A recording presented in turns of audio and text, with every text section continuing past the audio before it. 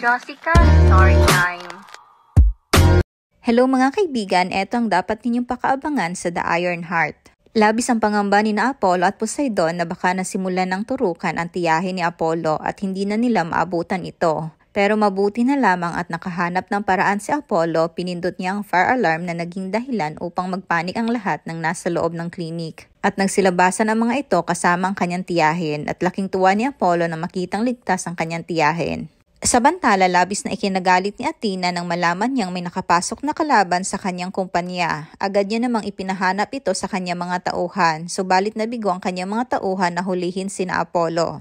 Nang ipinaalam naman ni Athena kay Priam ang nangyari, labis nitong ikinagalit. Sabay tinapunan siya nito ng tinamaan siya sa noo at umagos ang dugo. Sambit pa ni Priam na pumapatay siya ng tanga. Kita naman ang takot sa pagmumukha ni Athena. Sa kabilang dako naman, ipinayo ni Apollo kay Helen na kailangan malaman ng lahat na Tatsulok ang may-ari ng Eternity Beauty para maiwasan na ng mga tao magpamiyembro doon. Pero alam naman nilang matalino si Priam at makakagawa pa din ito ng paraan para paganahin ang kumpanya. Hindi na nila nagugustuhan na pinaglalaroan ni Priam ang buhay ng mga tao. Sinabi naman ni Helen kay Apollo na may malaking business plan ang Tatsulok at si Apollo lang ang makakaalam nito mula sa loob. Sana magtagumpay si Apollo sa kanyang misyon. Yan ang ating aabangan sa The Iron Heart.